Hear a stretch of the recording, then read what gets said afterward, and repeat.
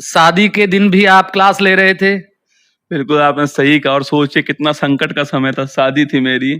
उस संकट में भी मैं अपने आप को सुबह 6 बजे खड़ा किए हुए था और वो भी यूट्यूब के ऊपर और ज़ोर से बोल रहा था कि तू हँस, तू मुस्कुरा, तू रोना कम कर दे, तू ज़िंदा है, ज़िंदगी की नाक में दम कर दे। चाहे मेरी नाक में दम होने वाला था, फिर भी मैं खड़ा हुआ था।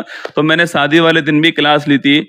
मुझे बैक पेन हो गया, मैं बेड रेस्ट पे गया, फिर भी मैंने बैठे-बैठे क्लास ली है। मैंने अभी तक कोई भी छुट्टी नहीं की यूट्यूब के ऊपर 1300 से अधिक लाइव क्लास ली है, लगातार क्लास ली है, कोई छुट्टी नहीं हुई यूट्यूब पर।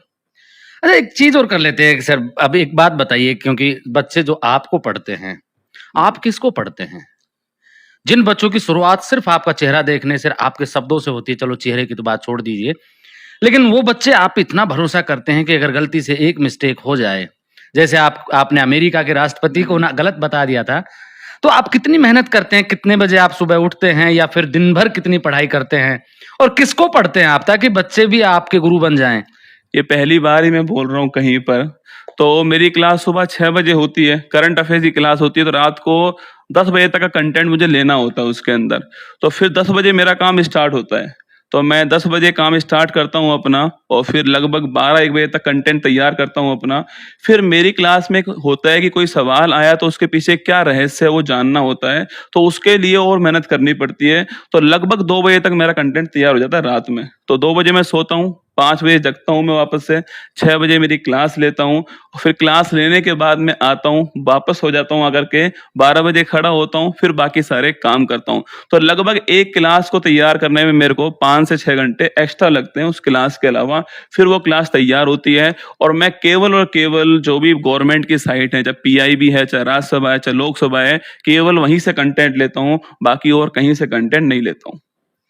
अभी कुछ जैसे बच्चे सवाल करते हैं, एक किताब को पढ़ी, फिर दूसरे को पढ़ी, फिर तीसरे को पढ़ी और कहीं न कहीं उनमें एक आध सवाल की मिस्टेक हो जाती है। एक बुक में अमेरिका के राष्ट्रपति किसी को दिखाया गया, दूसरी बुक में दूसरे को दिखा दिया गया। हालाँकि राष्ट्रपतियों के मामले में ऐसा नहीं होता, लेकिन पुरानी जो चीज़ें हैं, उनके मामले में ऐसा होता है। बच्चों को कौन-सी किताब पढ़नी चाहिए जो बिल्कुल ऑथेंटिक हो? क्योंकि आजकल साइकोलॉजी की भी बुक्स आती हैं और भी कई तरीके की जो बुक्स आती हैं, जिनका पहले कोई सोर्स नहीं था। कई बच्चों के साथ में हादसा होता है। आप क्या सजेस्ट करेंगे उनको कि कौन-सी बुक पढ़ें वो? बिल्कुल, आप एनसीईआरटी गाँठ मान लेना, सफलता चाहिए तो सफलता कोचिंग में नहीं छुपी हुई है।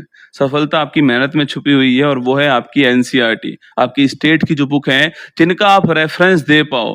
कोई गाइड मत पढ़िए, क्योंकि गाइड का आप रेफ़रेंस नहीं दे पाओगे और कोई वो नहीं है उसका कि सही है, गलत है, लेकिन फिर चैनल ही ब्लैक एंड व्हाइट सच है, तो मैं आपके लिए कह रहा हूँ, सच को पढ़िए, एनसीईआरटी को पढ़िए। एनसीईआरटी पढ़ना बहुत ज़रूरी है आज के समय। एनसीईआरटी ऑथेंटिक बुक है, हर सब्जेक्ट की एनसीईआरटी लीजिएगा और उसको पढ़िए, यही मेरा सजेशन है।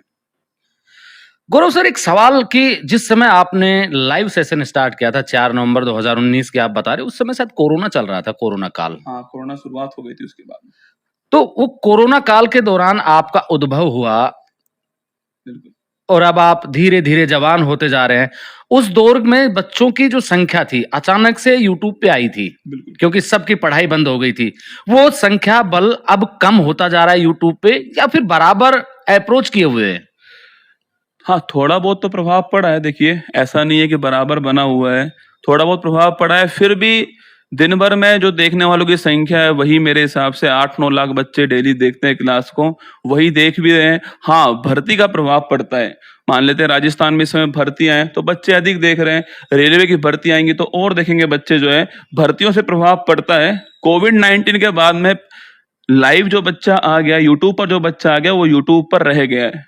आजकल बच्चा ऑफलाइन की बजाय ऑनलाइन प्रेफ़र कर रहा है। उत्कर्ष की मैं बात बताऊँ आपको, उत्कर्ष में इस समय 2.5 करोड़ स्टूडेंट हैं और आप सोचिए आप ऑफलाइन 2.5 करोड़ पढ़ाना संभव ही नहीं है। ऑनलाइन ही है जिससे हम पढ़ा पाते हैं।